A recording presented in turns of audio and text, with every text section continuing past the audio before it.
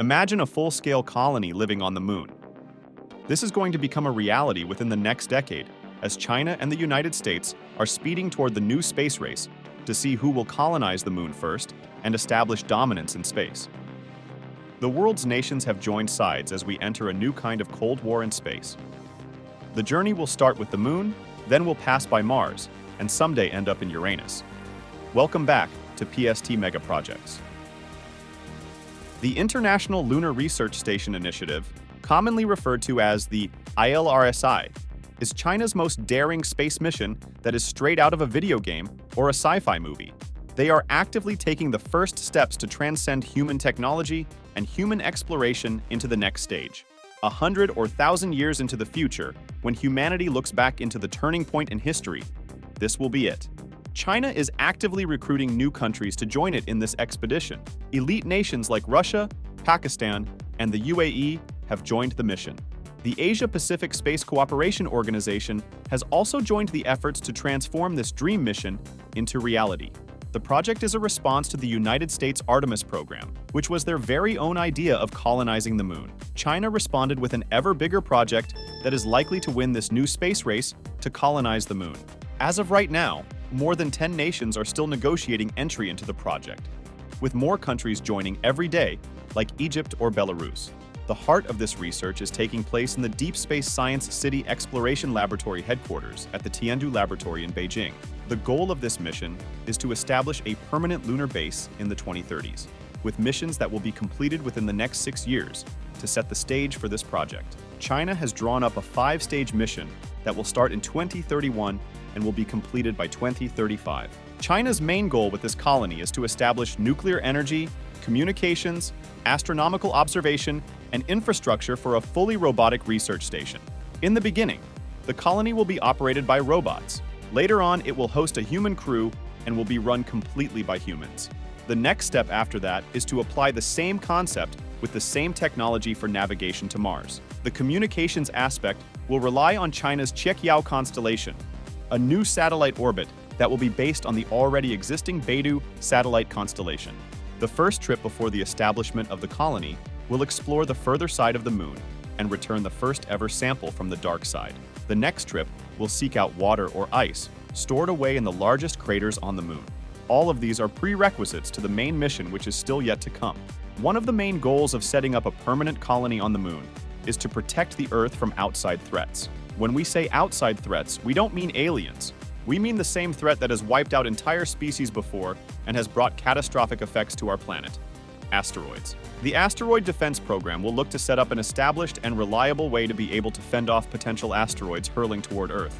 While it is not usual or probable that something like that will happen, there is still a chance that it will. In the case that it does, we will want to be prepared to fend off the threat, or else we face dire consequences. Wu Weiren, chief designer of China's Lunar Exploration Project, has stated that the probability of an asteroid impact on Earth is extremely low, but the consequences would be enormous. Wu said, noting that in history, asteroids have struck the Earth multiple times, resulting in major disasters, such as the extinction of dinosaurs. According to Wu, China has initiated an asteroid defense plan that will see them conduct a kinetic impact on an asteroid located tens of millions of kilometers away around the year 2027. The goals are to alter its orbit through impact and then carefully assess the results in orbit.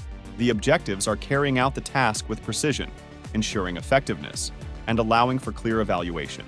Wu disclosed that around the middle of this century, China plans to launch an innovative type of propulsion spacecraft to reach the outer boundary of our solar system at 80 to 100 astronomical units from the Sun. Once there, it would conduct scientific exploration in those distant, dark, and cold, unknown regions on the outskirts of our system. The aim is to establish new milestones in humanity's comprehension of the universe by venturing into uncharted territory. In one of the few rare occasions in our world, all of the major nations are working together to achieve the same goal, all except for the United States. In fact, the United States banned the use of any American technology to be used by anyone in this project. Not one country can use any technology that is owned by the US. This means that of all the nations that are joining in on the project, not one device can have even one microchip that is made by American technology. Considering that most of the tech companies are American-owned, It makes it almost impossible for the project to move forward and basically eliminates all cooperation since every other nation, aside from China, will be using American tools and technology regularly. This is weird considering that countries are free to join both programs. The UAE, for example, is a part of both China's project and the Artemis program.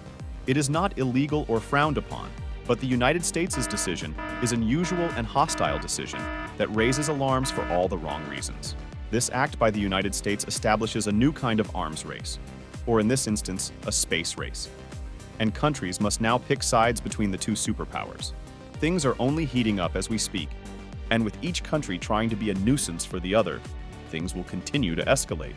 Regardless of America being a thorn in China's side, they are still continuing their path to win this space race and be the first nation to establish a colony in space. China is planning to launch 3 lunar probe missions within the next 4 years that will set up its grand-scale plan.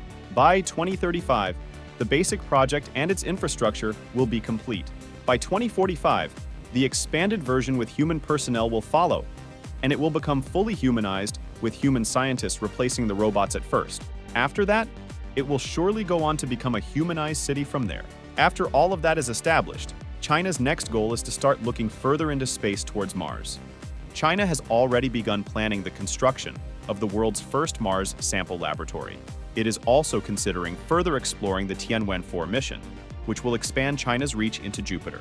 The mission will look to explore Jupiter and all of its moons. After this mission is complete, China is considering following that up with the arrival of Uranus.